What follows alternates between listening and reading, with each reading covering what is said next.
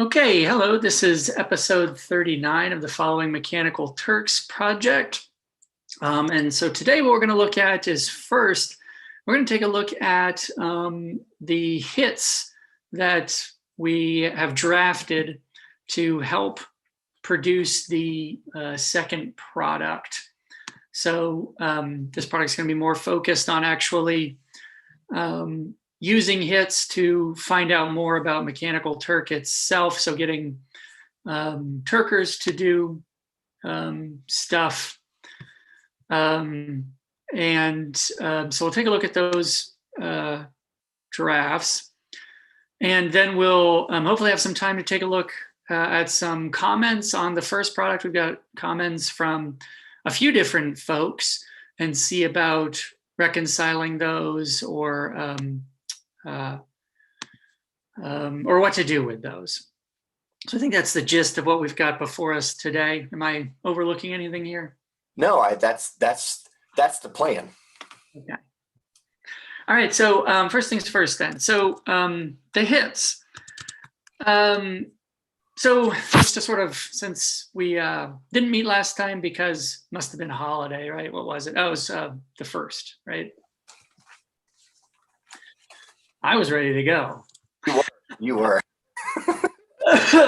But anyway, so the hits that we were constructing here, the goal is to more or less address this concept of readability, right? So as we kind of talked about, we were probably doing 2 rounds of hits. The first round would be focused on people producing, Turkers producing summaries of media or information. And we talked about some different strategies for that. I mean, we could certainly do like textual statements and say, summarize this. But we also thought, since we have the ability, and because the data in our first product dealt with things beyond just text, right? Readability isn't simply a question of text. You can read situations. Yeah. We talked with Sean Zdenek about. It's a question of things like making appropriate captions for, televisual information. So it's a complex concept. So that was kind of informing, what we were going to do with that first round. But the gist of it was getting people to produce summaries of brief information, right? So it's going to be the first round. The second round then was going to drill into this by asking Turkers to select from those summaries which one or ones they felt was the most blank. And then we were going to identify concepts from the first product, right? Because one of the things the first product did was pull out a bunch of concepts. Readable was certainly one of them, but then there were also related terms that we discussed in the first product, like, let me get the list in front of me here so I'm not giving you bad information. Accurate, right? Readable. And then accurate, which was related, and then relevant, which was related. Yeah. Those were kind of the main ones. There were some others, but they didn't quite fit in terms of like being a tidy sort of adjective for something, And the benefit of those too is that those terms from the first product nicely mapped onto some of the things we were talking about with Sean with respect to how one can go about assessing captions, right? They also get at what makes a good caption, right? That it's, Yeah, he did provide some information. I think it was like the accurate, clear, coherent, informative. Yeah, the captions can clarify, captions can formalize, captions can equalize. Right.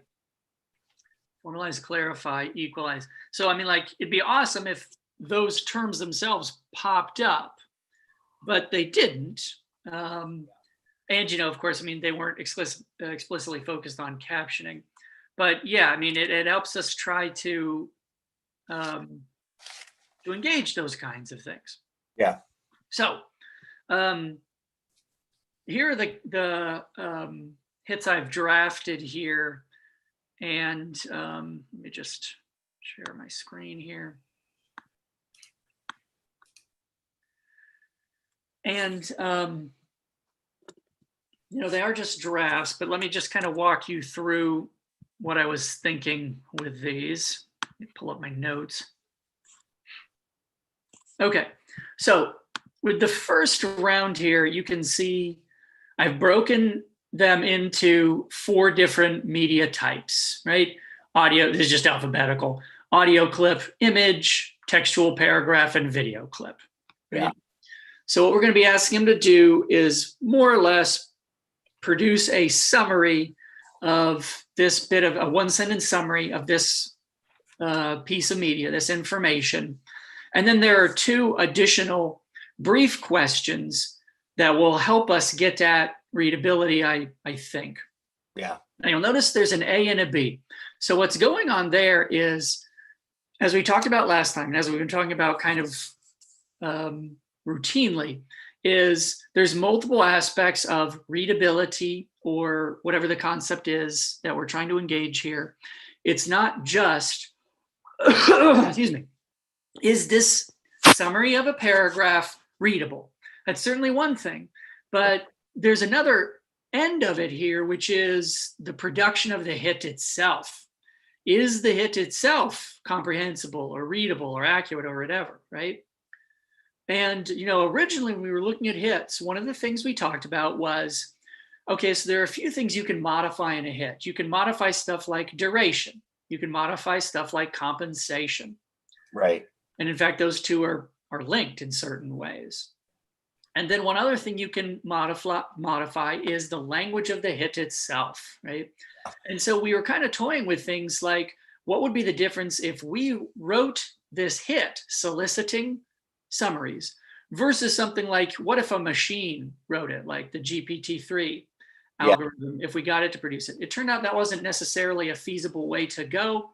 We tried to get access to that, but then essentially right at that time, they kind of changed their model. They've given Microsoft a, it's not quite clear, maybe like an exclusive license. Since then, I might point out, not to sidetrack us, but just I think yesterday, there was this announcement that, surprise, surprise, Google has one-upped GPT-3, which is under the OpenAI. I think we even sort of talked about the mild irony of that. OpenAI is kind of the consortium that handles GPT-3. They've since kind of closed that. Like it's open. Yeah. But I mean, open can mean a lot of stuff.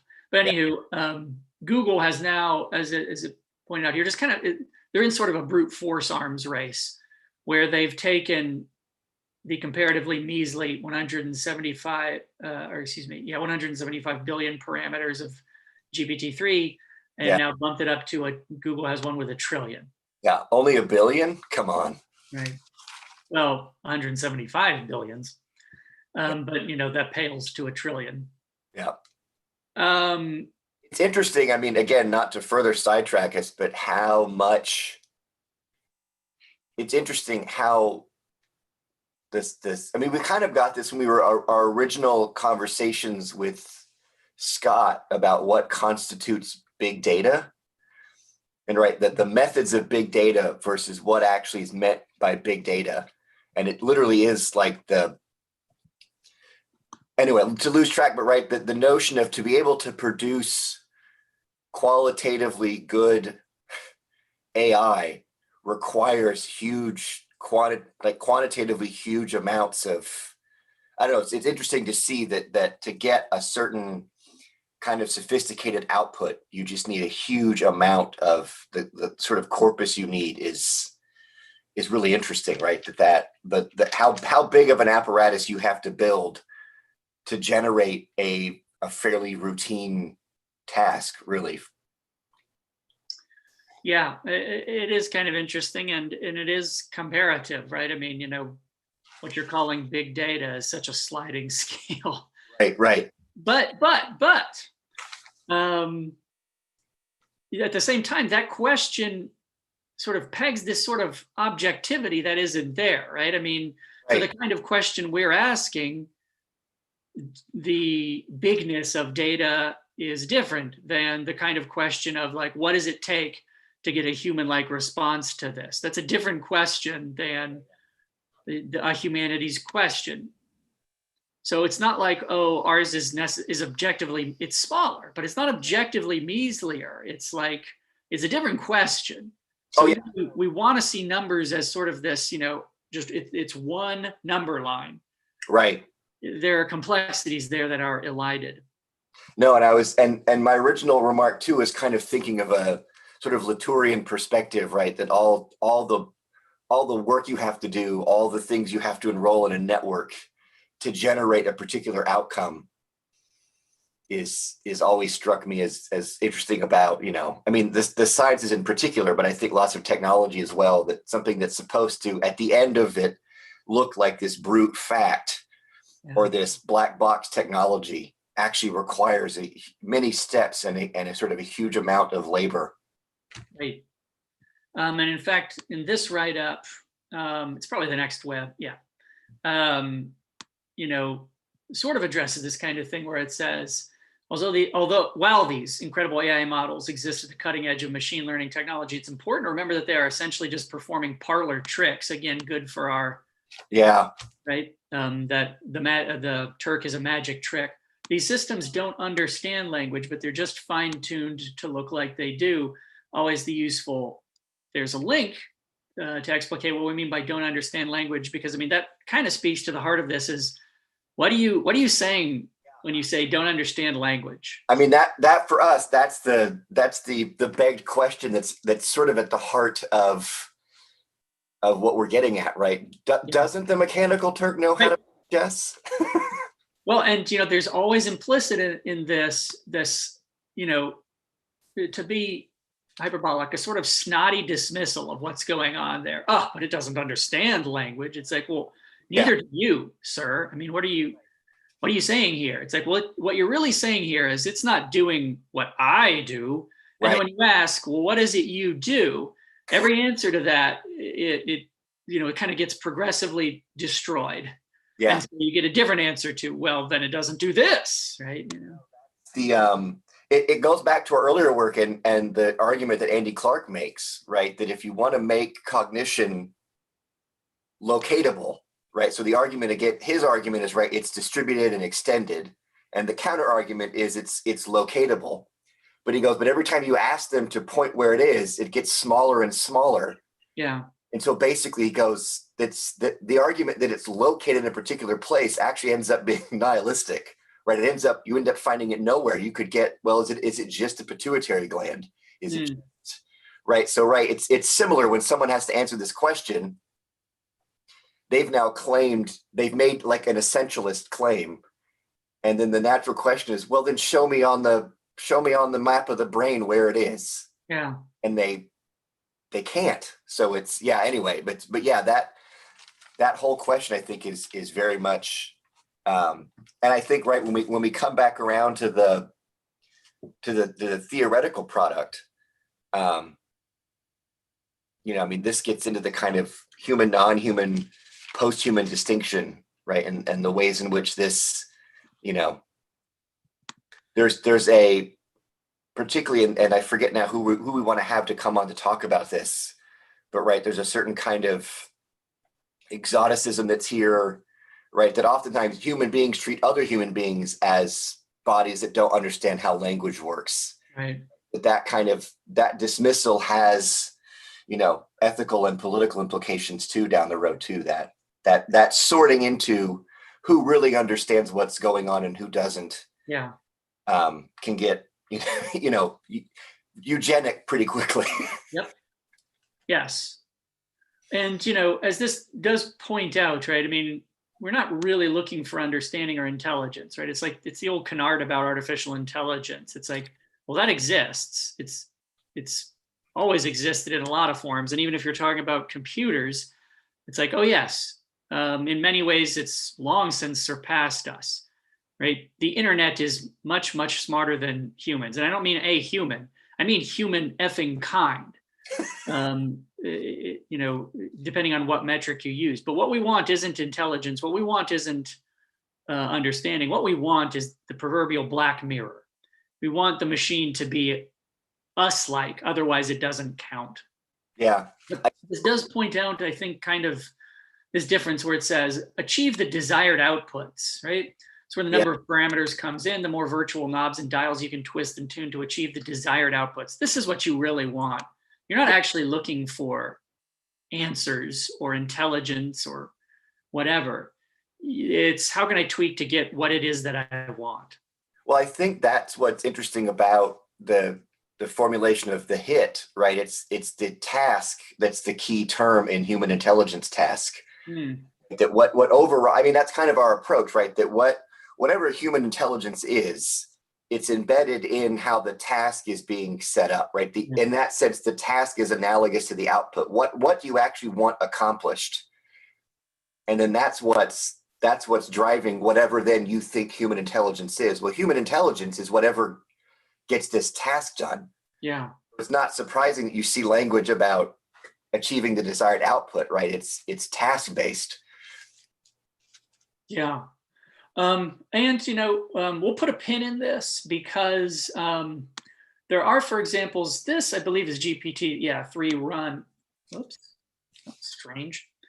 And this is something that will answer questions. You actually have to pay a little bit, which I find in some ways kind of comforting.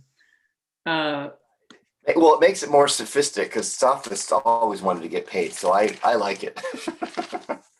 Well, and it also suggests, why is this so damn expensive? Yeah, I mean, it suggests something about that this is set up, you know, it taps into the same kind of things we're tapping into with Mechanical Turk, in that it's like, this is very similar, although instead of theoretically asking a pool of humans, you're asking a pool of servers to do something kind of similar. It's called Philosopher AI, which I'm not as enamored with. But the idea is you can ask questions like, you know, what's our role in the universe? And it'll give you a multi-paragraph response to that. So there may be a way to like run some of our hits and then ask this a similar question. Maybe even something like, you know, which of these 4 is most readable, and it may give us a response to that. Yeah, I don't know, but it's not expensive to find out. yeah, you can buy a 10-pack of questions is really, I mean, right, that is, there's something in that that's sort of like the wish you ask the genie for, and you have to sort of like hammer out all the ambiguity of, you know, I want world peace but without killing everybody, and you know, you get into this linguistic kind of. What's interesting about, I mean, that's actually a really interesting, I mean, right, the linkage between readability, well, and the genie and the lamp and the Mechanical Turk, right, they also in the same kind of, but there is the sense in which you just hit weirdly. They both give you what you ask for, so you have to be extra careful what it is you ask for. that the genie and this Philosopher AI, theoretically, to get the most out of them, you have to learn to speak the machine language. Yeah. Right. That in many ways, what you just described, I want world peace, but right, it's almost like an if-then statement. Yeah. Weirdly, you're getting into the language of, right, it's training, like we talked about, right, that there's a weird sense in which Mechanical Turks is helping human beings to train bots, but there's also a sense in which bots are training humans to be bots. Yeah, it's bi-directional, right? I mean, as we talked about in the first product, that influence goes 2 ways. Yeah, and you know, the genie may be an interesting metaphor later in a later product. Yeah. In fact, one of our comments, and as we've talked about before, I mean, the Orientalism of the Turk, you know, that it's sort of an exotic is, well, as we just mentioned, similar to the dismissal or the framing of the machine as a kind of inscrutable, right? I mean, that language has been used to apply to peoples. This sort of inscrutable object that is capable of wonder, but other, right? And, No, and those two paragraphs we were just looking at, I mean, that's almost an allusion to the Chinese room kind of experiment too, right? That you right. whatever, and then it outputs something that looks like what you want, but it doesn't know what's happening inside of it. Yeah, interesting, of course. That I mean, in a sense that, that metaphor, it's like the generous reading of that is they're just talking about a language they don't understand. Right. The, more complex reading of that is right. You're picking something that inherently seems utterly foreign to you. Mm-hmm. Yeah, but anyways, to go back to philosophy AI, I mean, it's no different than, when you train students how to do Google searches to get the best results, right? It matters what you put in the search bar. I mean, to a certain extent, the internet has always been training us to talk to it.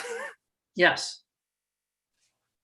So we'll put a pin in this because it may be useful down the road, but even within this second product, there may be some comparison that could be done versus, here's the Turk results versus here's something we got from a language AI.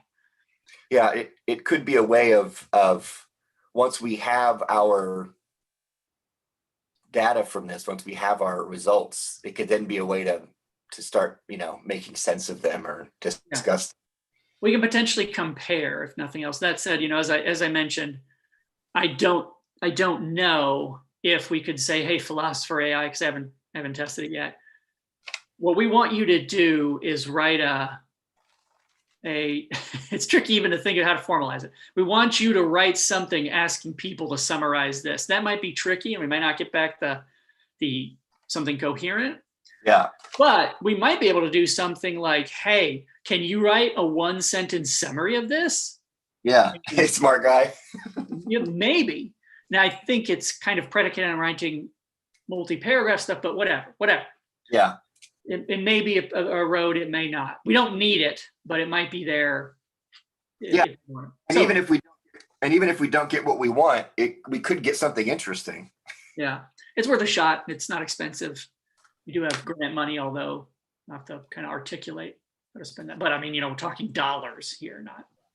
I bought a 10-pack of queries on the internet. Yeah. Sure. Seat for that. I don't think, and stuff like that doesn't need IRB approval. There's no human at risk in that. No. Anywho, so anyway, why there is A and B here is because I have two versions of this first hit for each of the four. It starts to get complicated, but if you get it straight in your mind, it's like we've got the 4 different types of information, right? We've got the video, the audio, the image, the text.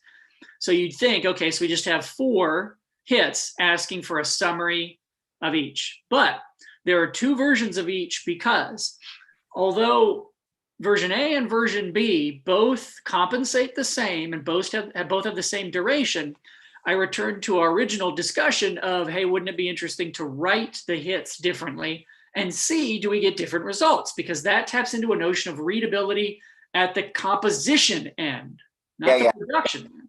Yeah. So I wrote 2 different versions. One version, and we'll compare, audio clip to audio clip here. One version, although they're both very brief because they're hits, one version keys on the task you'll be doing. The other version keys on the time it will take you. Those are the distinctions I made. So if we look at A and B here, A, its title is summarize an audio clip because that's what you're going to be doing. Yeah. Description is summarize a 10-second audio clip in 1 sentence and answer 2 yes/no questions. That is a statement of what you'll be doing. Now, this same thing, you'll notice, the reward is the same, the duration the same, even the instructions, are the same. Yeah. These are the instructions. The only thing I changed here was the title and the description. Yeah. Now, we could change that. The thing of it is, the reason why I didn't is the complexities of changing this part and these parts Yeah. were tricky. And it's like, I'm not sure how to differently write where the instructions, well, anyway, let's go over this so this gets concrete. But so this one says summarize an audio clip. Here's what you're doing. This other one says 2-minute research survey. Doesn't really tell you what it is exactly. Tells you how long it's going to take you. Description, answer 3 brief questions of about 1 minute to 2 minutes each.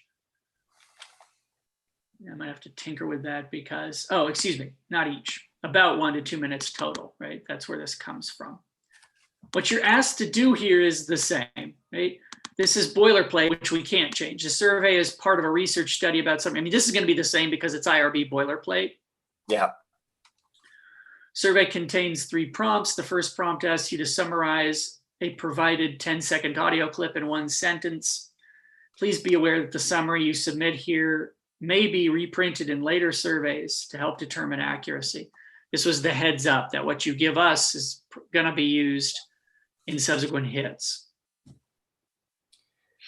The second and third prompts ask questions about the survey itself.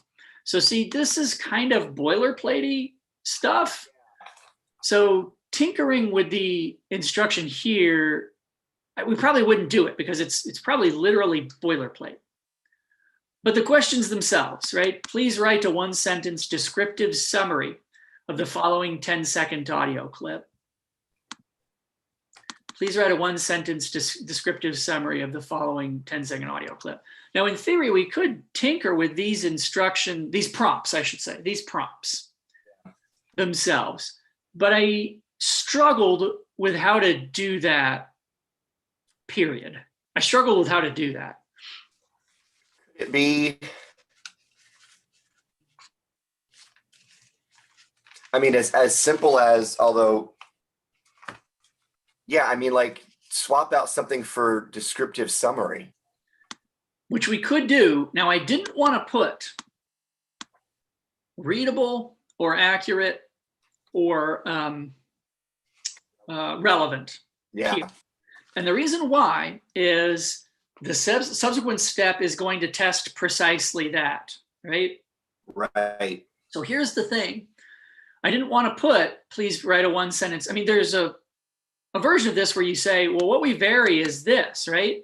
You say, please write a 1-sentence relevant, or, you know, a 1-sentence readable summary of this, 1-sentence accurate summary of this, and you see what you get. The problem with doing that is then you can't really compare sentence to sentence. You get a whole bunch and you say, okay, when we said readable, here's what we get. When we said accurate, here's what we get. But how do you compare those? Yeah. You'd have to fall back into doing what we just did and saying like, well, if we do word counts, we get this. You know, whereas when we ask about relevancy, we get this word count. It's like, that's okay, but we just did that. No, you're right. You're right. We just did, right? What we want from this is the Turkers' perspective. So I was very cautious to say like, oh, well, we can't put we can't put the terms we're going to test in this question because there's no real way to compare those using the Turkers. What we need to do here is neutrally, as much as possible, give me a summary of this. Yeah. And then the second round is going to determine, okay, so of all these options, which one is the most readable? Which one is the most, even though it's the same thing, right? Right. No, that makes sense. And given that we're trying to sort of get a sense of the Turkers' perspective, that's why I think it makes sense to tweak the title and the description, because that's going to change how the task shows up to them within the system. Right. And see, in doing that, I was essentially, there's sort of 3 versions of readability. One is we can have different titles and descriptions and see, are there aspects of this that show up that are different? So here's an example. If you use this title and description, do people complete it more quickly or less quickly than when you use this title or description on average, right? Because you get that metadata. Do people complete it more quickly? Do the hits dry up more quickly, right? Say each one of these has 100 hits. Is one of these more attractive than the other, such that those 100 hits disappear in 2 seconds versus 20 minutes, right? So there are metadata aspects that are tied to title and description. So that potentially is an issue of readability. The readability of the title and description. I mean, you remember originally, one of the things we were asking is sort of like, and this was a comment, why do some hits stick around and not others? Yeah. Is this title more readable or attractive or whatever versus this title, right? I mean, this title tells me more what I'm doing, but this title tells me here's how long it's going to take. Yeah. So are there coherent differences that pop out when you just shift the title and description? That's one aspect of this. And what I like about this too is that it regrounds the notion of readability in the I think I got a sneeze coming. Yep. It regrounds readability in the task, right? There's a sense in which if we're gonna, like always, as we've talked about, right, we're always potentially sliding in other directions, right, as we start thinking about what our circle is. And right, our interest is how does this set of tasks, right? How does this taskscape, how from within that do things get articulated or defined? So I like tweaking the title because it's within the task and how the task gets articulated that readability is going to get composed. So it makes sense that that's where we do the experimenting, right? Does it matter how the task gets defined and framed? How does that shape the emergence of, for instance, readability? Yeah. That's if we're interested in hits, if we're interested in Turk, then our tweak should be at the level of title and description, not at the level of the prompt. Seemingly, yeah. I mean, I think we can make a case for that. Yeah. Right. So then, I mean, the prompt itself, and again, I was trying to be neutral here. Please write a 1-sentence descriptive summary of the following 10-second audio clip. You provide the audio clip and then a blank, right? So they do that. There is another aspect of readability here in terms of, do the prompts provide what we want, right? That may be relevant. But anywho, that's something potentially separate than what are the metadata differences when you tinker with the title and the description. Okay, and then I had these other 2 questions that were yes, no questions. And I wrestled with this as well because, and we talked about this previously in terms of like, it'd be great to know something like, why did you pick this hit, right? And in fact, I wrestled with, do I just want to ask people straight up, why did you pick this hit? The problem was, I don't think that's a good question. And here's why. What answer are you expecting to get there? Or what answers could you put there? It's like, if you were doing this as a Turker and someone asked you, why'd you pick this hit? It's like, because it was there? Because you were going to pay me? It's like, what? I'm not sure the answer is really getting at the question that I want answered here. So I didn't add that as I mean, it's still an option, but I didn't add that as a question, just sort of straight up. Why did you select this, right? I mean, my note here to myself is, what kind of response do you think you're going to get with this? Can you ascertain this through another mechanism? Right. Or you get the kind of answer you get if you're teaching first-year writing and you ask students, so why'd you take this class? Right. And it's like, yeah, they give bad answers, but it's also kind of a bad question. Yeah. Where it's like, it's rote and you don't, I mean, as an answer, as the person answering it, you don't really know the parameters of expectations there. Right. It's like, when someone asks, in this case, it's like, well, I just need to get through these hits, dude. What are you looking for here? It feels leading in a way to me, where it's sort of like, I want a precious answer I can put in a research paper here. But Yeah. it's like, this is my job, or it's something I do for money. Yeah. It's, I don't know. Yeah, I'm really interested in the yeah, right. Yeah, what answer do you expect and what do you want to do with it? Yeah, so I mean, I'm interested in the question, but I'm not sure just asking somebody the question in that way is an appropriate way to answer it. I don't know. Well, I think the questions you've got, I think 2 and 3 are asking that, they're getting at that question, right? But instead of, because right, why did you do this hit? Well, you might get an answer like, well, the instructions were clear and the reward was adequate. So what you've done is just, well, then I'll just ask those questions. Right. But those questions it's basically turning what you would want to get as answers into the questions you're asking. Yes.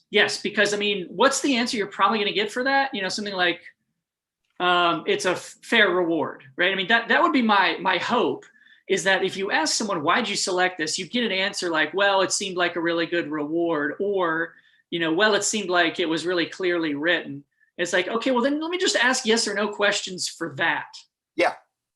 Were the instructions clear? This also addresses readability, right? If someone says, no, they weren't clear because you didn't do this, I mean, it's possible. It's like, just straight up, as someone who's writing the hit, I could be failing because I don't understand the genre. Yeah. Right? Where it's like, well, conventionally you put this or that. It's like, you may not know this because you've never written these before, but the genre's become fairly stabilized where it has its own kind of conventions, right? Where it's like, well, no, if you want this, you just have to put this. I bet, given what we've just done in the first product, it's like, yeah, there's all kinds of genre conventions that, as straight up a first time author in this, there's a chance you're just going to put your foot in it, where it's like, well, you didn't do this, or, this is an expectation, or whatever. I would bet a seasoned Turker just reads the first sentence and decides whether they want to keep going. Yeah. And there's moves that you either make or don't make in that opening. And so, in fact, one of the things that definitely you do is you don't post your full hit without running some trials first. That was something I took away from some of the information I read in the first product, where we talk about our lit review, and it has, sort of like ways to use MTurk. One of the things they point out, and it's so very obvious, but also very helpful, is like, don't write your hit and then post it. It's like, here's 1,000 of these, because it's like, you don't know if there's a little flaw in there you could fix. So do, a sample run and see the data you get back, and then either just throw that data away. It's like, okay, well, this is the kind of stuff I want to get. Or it's like, whoops, that was a wipeout. I need to tinker with what I'm doing here. Right. But anyway, so I have these 2 questions here. Were the instructions for this survey clear, yes or no? And then, is the reward for completing this survey adequate, yes or no? Now, the problem I have with these questions is like every kind of comment type question, it de-incentivizes comments. Because if you put yes here, you're done, right? Were the instructions for the survey clear? If you put yes, the idea is you don't have to explain why. Because, and I asked my notes here, I asked myself, should I force people just to put a sentence here saying, explain why you thought the instructions for this were or weren't clear? I see. Sorry, go ahead. Are Turkers likely to say yes just to get through it quicker? Precisely. The problem, it's just like every other comment card where they're like, and I get a ton of these by email where it's like, rate our workshop. And they always have that blank. It's like, do you have any other comments? It's like, of course I don't have any other comments. I'm done. I don't want to do this, right? You want to get a bunch of Likert scales? Fine.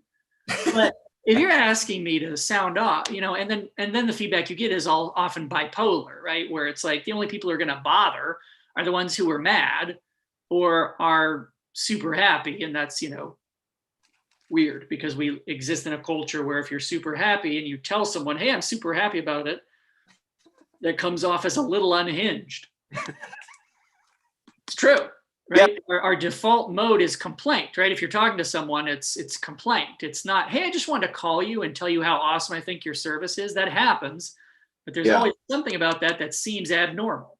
No, that calls for sure getting recorded. Now, so anywho, was this clear? And then if not, what was unclear in it, right? Yeah. As I mentioned, the problem with this, and I don't know if it's just a problem with it or if there's some way to surmount it, is it de-incentivizes you from saying no and giving an answer why. Yeah. Unless actually you set up the survey such that they're not aware of that until they provide a YN. And if they do provide an N, it just pops up with a thing saying, can you tell us why? Oh, I see. Yeah. So structure it so that, yeah. You don't know until you've done it. Yeah. Also, I'm not going to make that required. Well, I hadn't anticipated requiring people to provide that explication. The same is true with the reward here, right? Is it adequate? If not, why should it be greater? I didn't put a why should it be less? And I thought about that as well. Why should it be different? But I anticipate all of those answers would be, here's why it should be greater. I think there'd be a low percentage of people saying, here's why it should be less. Anywho. Right. So anywho, these are they as currently written for this first round. Yeah. Yeah. So we can look at revising these. I'm more than happy to revise these. But we'll see, whatever. These are just drafts.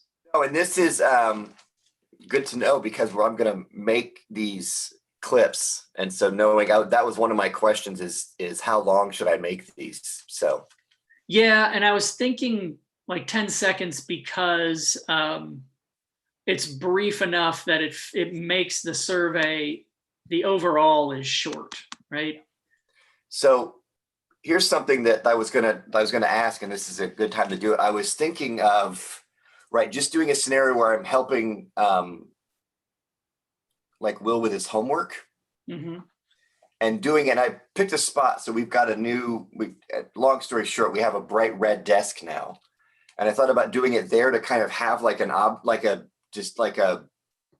more noticeable object in the background. But what I thought about doing to simplify it is just take a still of that and then a short video of that while we're talking, and then use the same audio from the video in the audio one.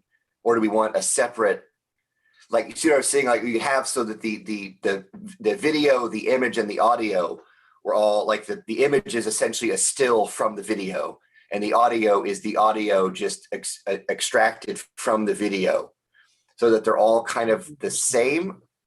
Or do we want three discrete?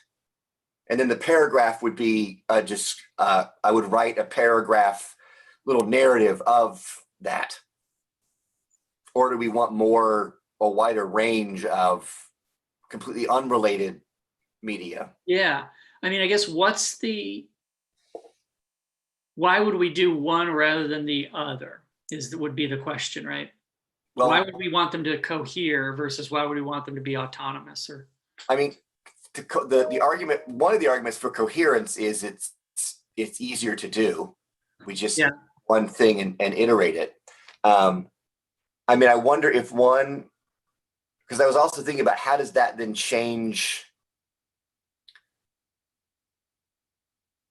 I mean, I guess I think the more important question is, right, what would we do with the data we'd get? Would we want to do any kind of, does it actually give us a kind of control, or does it really matter across these 4 hits that there's any resonance across the four media? That's an interesting question because, like when we were talking with Sean, if they're arguably comparable, then at least we have the option of saying something like, well, when people are just listening to the audio, this was deemed readable and accurate and relevant. When people looked at the video, maybe they're keying on different stuff, right? When you're looking at the video, people key on this. Yeah, I mean, that's an interesting point. I mean, my feeling would be using the same thing in different permutations would be preferable. That's my feeling, is it's just like, it reduces variability. Arguably, it's reducing variability. Yeah. And it means, like, there's a sense in which if they're different, it's sort of like, well, why are you choosing these anyway? There's a sort of MacGuffin aspect to this where it's like, well, it doesn't matter what the image is. What we want to see is what people say about it. And maybe that's true, but that then also means we can't do any kind of comparison cross media. Yeah, I mean, it just felt more, not just easier to do, but what I mean by easy is it felt more manageable in terms of its impact on the four different hits. Yeah. All iterations, it just felt like it hemmed it in a bit. It controlled it a little bit. Yeah, my default would be it's preferable to do what you're describing there and make them similar. And then it's also probably an easier question to answer in the paper of like, well, why did you pick this scene and not, and not just say, well, it was arbitrary. Right. And it's one answer versus four answers. Here's why we picked this image versus here's why we picked that, Point too. Well, and I was sort of thinking about the criteria that I wanted for these, right? The idea that there's background, foreground dynamics, there's movement, there's an action taking place, and then there's an affective dimension. This is a way to then ensure that in all four, those exist. So like in the photo or the image, it'd be a still. So in theory, it'd be like you two at the desk and you maybe with a slight smile or pointing at something that Yeah. So the tricky one then would be the text, right? Text is the oddball because theoretically, if you get the video you want, it's like, then in theory, you could just extract the audio and that's the clip, take a still and that's the image. It's the text that then is like, well, then is it a description of the scene? Does it include dialogue? Right. Is it written like a script?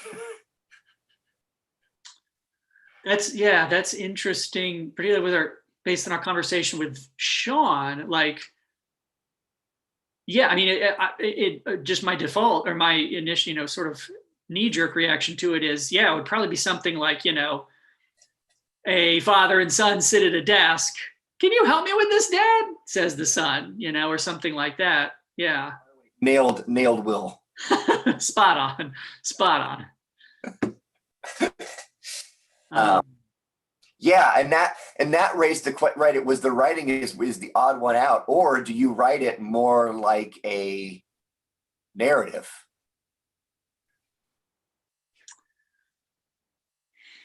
Right. I write it in first person. You know what I mean, right? Right. Yeah, I mean it's like first versus third person, dialogue versus description. Yeah. Right. Yeah, I don't know.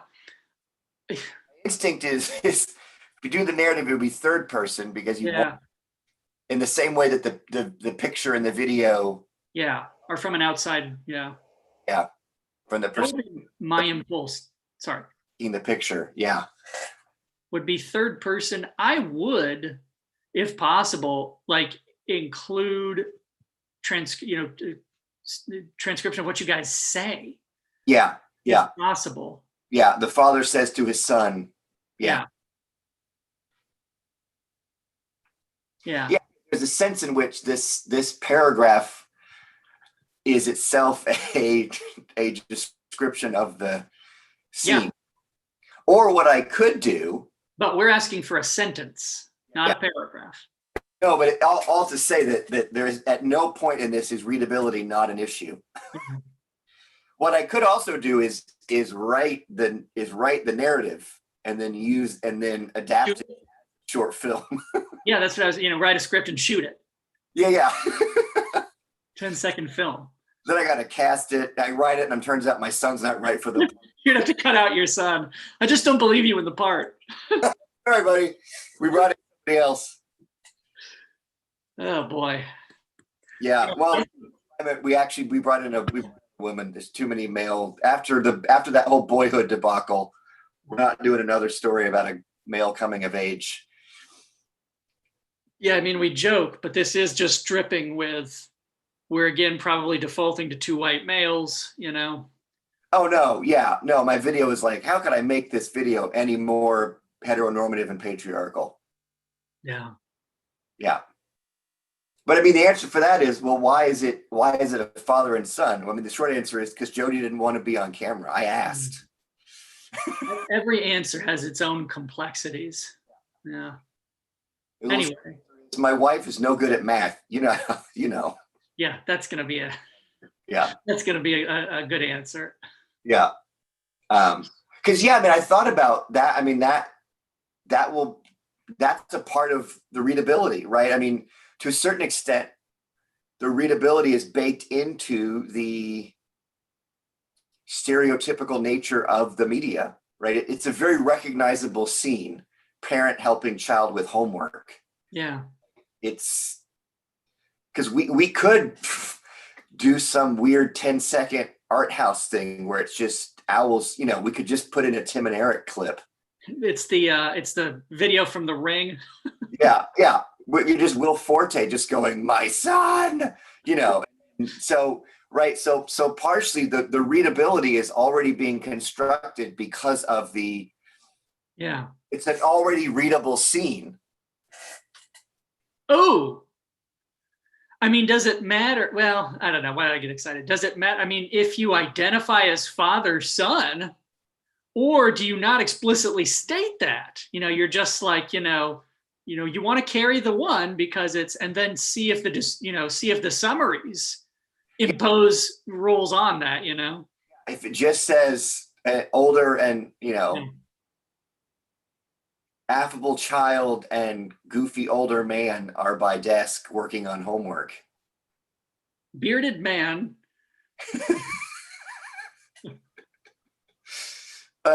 Annoys preteen child doing homework. Well, I'm not going to tell you how to do this, but I think you're on the right track. I thumbs up your track.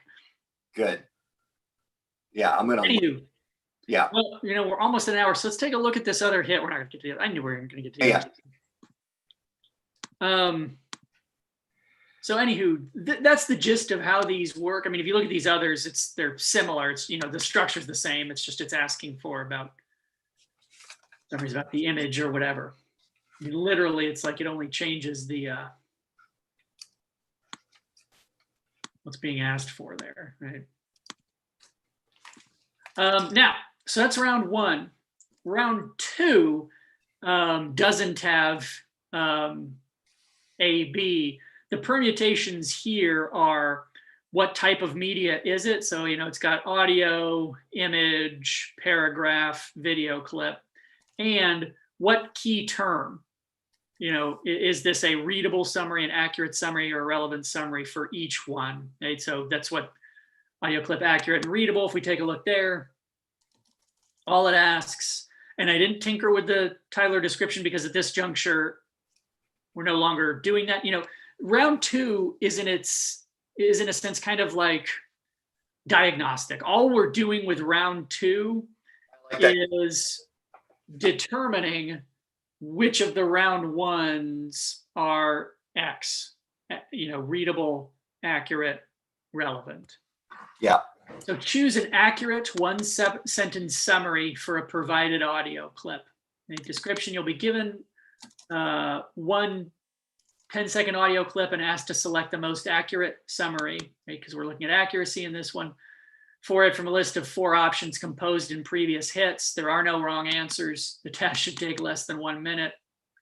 So the thing itself, we've got the boilerplate here, and then please select the most accurate one sentence summary for the following 10-second audio clip from the list of options composed in previous hits. This is straight up just pick of these 4, which is the most blank for this clip.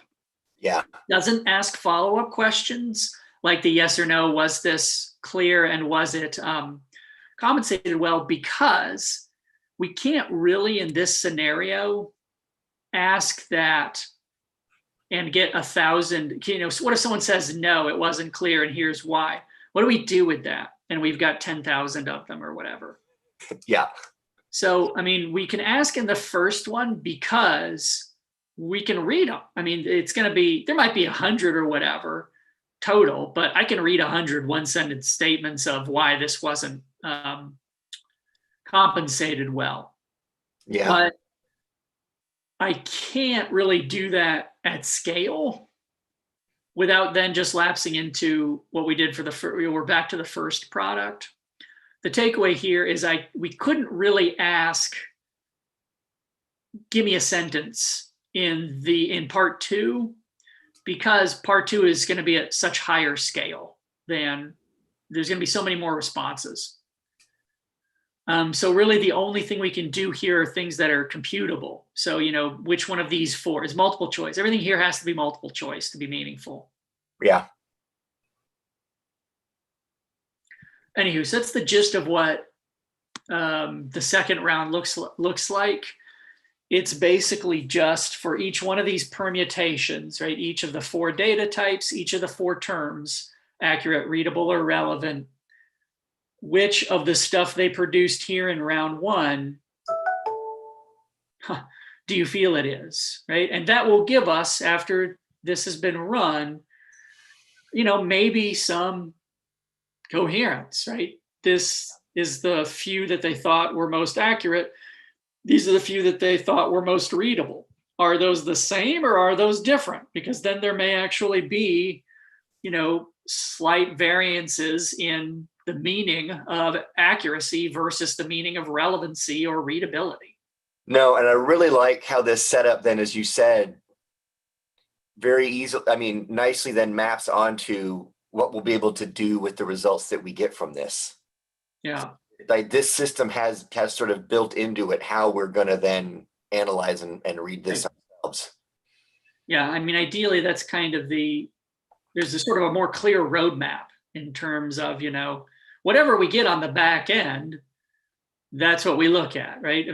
Is there great similarity in terms of the summary, the one sentence summary of this audio clip, regardless of if you ask for an accurate one or a readable one or a relevant one, or are there differences? One way or the other, that's a meaningful result that we can discuss, right?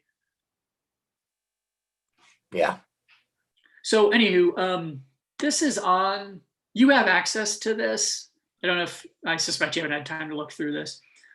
But those are there under this folder that says hits. As I say, right now, these are drafts. So we might take a look at these and just see, it's like, should we tinker with these before, because ultimately what we want to do is have these in this state so we can forward them to IRB. Yeah. To get approval, because they're going to want to see, what are you asking? Will they need the media as well? Yeah, everything we can give them. Okay. Yeah.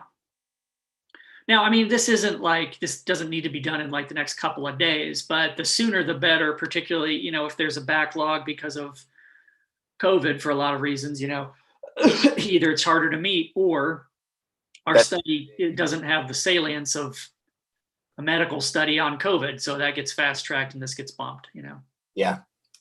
No, and that's been a big thing here I have a student whose IRB really got very slowed down a lot because of they were all because we have a medical school, all the research that was COVID related all got bumped to the top. So, but finally got her stuff through, but yeah, it took a little bit longer than it should have. Yeah, I don't know. I mean, our gem is marine bio, but I assume just the situation itself is um, adding complications. I mean, the only real thing is we do have a deadline to spend the money, but it's not until I think April. And even then, there's some wiggle room. It's just they don't want this to just float and float, but No, and now that I know the 10 seconds and I've got your thumbs up, these won't take very long to generate. Quick question, this may not be one we need to answer now. How will we post those within the hit? So you mean, how do you actually like physically do this? Yeah. So that's an interesting question. One, Amazon gives you tools to actually, when you sign into Amazon Mechanical Turk as a requester, it has just straight up like, are you at, it has tools in a column. And it's like, if you're asking a survey, you can click this and just build it in MTurk itself. That's an option. You can also use outside things like, Qualtrics or the other one that, dang it. Well, whatever, there's lots of survey tools. What the funny thing is, the other one is the one that I've used before and its name is escaping me. It's not as memorable as Qualtrics. But what's that? Respondus?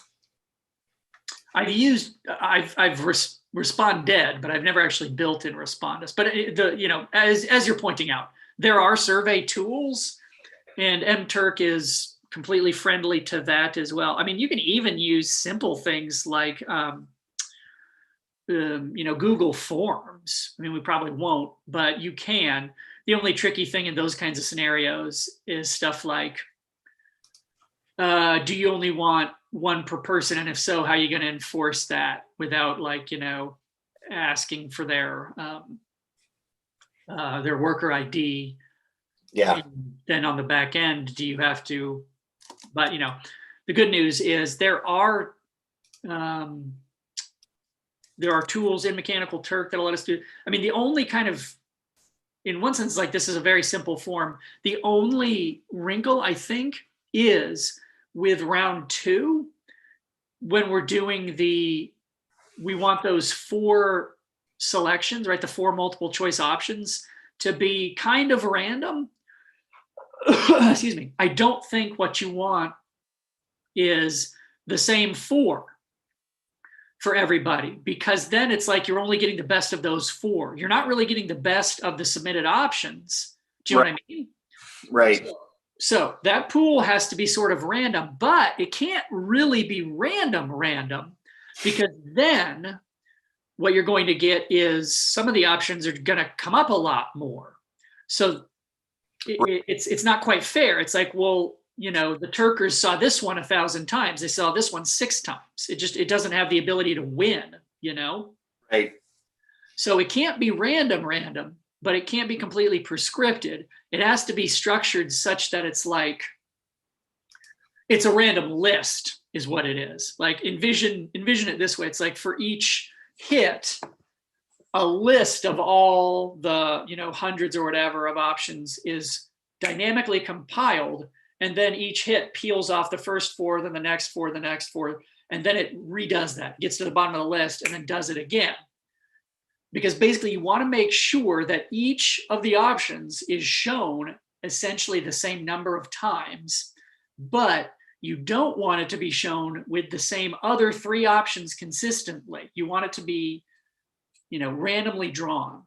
Yeah. And there are tools that do this. It's not like we're not asking for anything that's weird. This is exactly what these tools are set up to do, but, we just have to set it up to do it.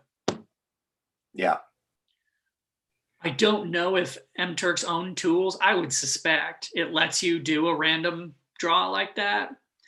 But if not, certainly survey tools do. And I think, like our institution, the reason why is like our institution gives faculty access to at least one survey tool. Yeah. because people in the social sciences this is their bread and butter. Right. There's a fella, in fact, in my department who really is in education research, and he does this kind of stuff a lot. So I might just ask him, I'm like, hey, here's what I want to do. And I suspect he'd be able to just say, oh, okay. This is cool.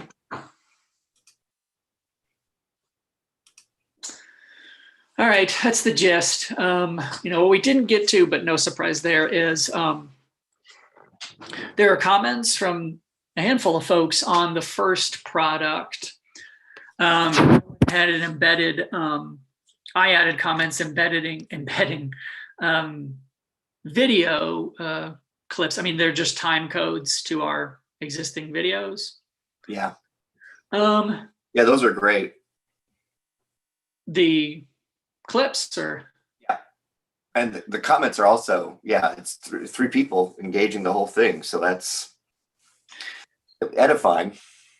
Yeah. And so what we might do is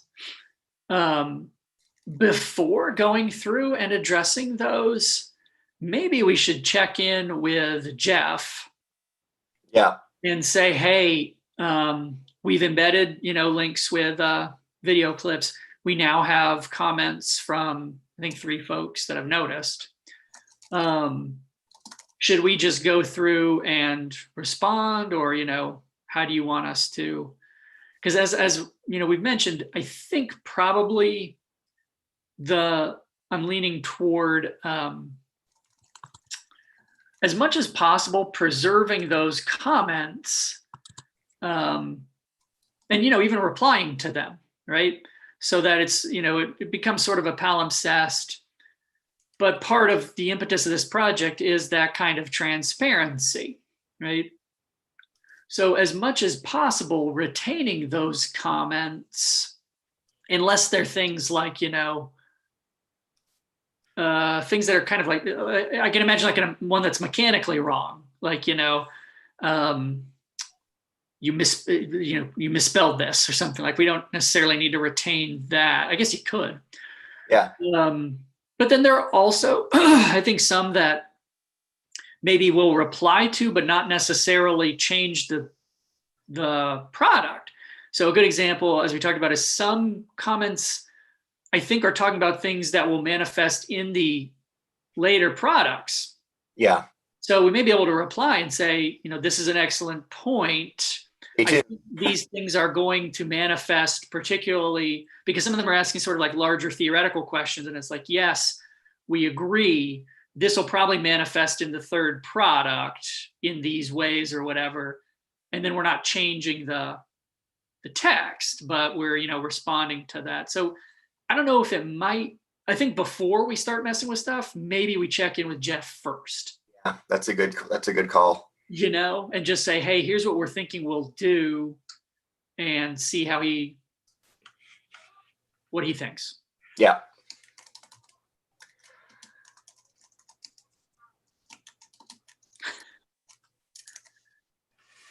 Yeah. Yeah, that's all I got. Okay.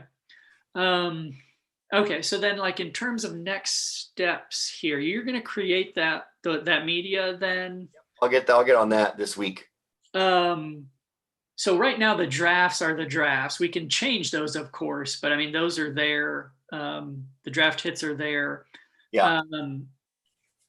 What I might do then is, I'll contact Jeff and say, hey, we've got some leads. We got some good leads. And say, hey, we're thinking maybe here's what we want to do. Is that all right? Or do you want us to do something else or whatever, just to, get his feedback. And then maybe I'll start looking at them. I don't know if I'll start tinkering with them, but I'll start looking at them. I also, like I mentioned before, Manifold actually can do an okay job of, you can re-upload a version of the text that you've changed, and it can actually reconnect comments. I'm not quite sure how it does it, but our fear was if you re-upload a text, do you lose all the comments that are on it? Yeah. And Manifold actually can preserve them as long as the text doesn't get changed too radically for it to do its job. It can somehow match back up comments with the new text. So that fear isn't there, but Yeah, I don't know exactly where it breaks. Ether, but yeah, but how they show up precisely is. So, I mean, I can envision a scenario. I mean, one thing I want to do is make sure, like, before I change a text, like, make sure I at least have the comments.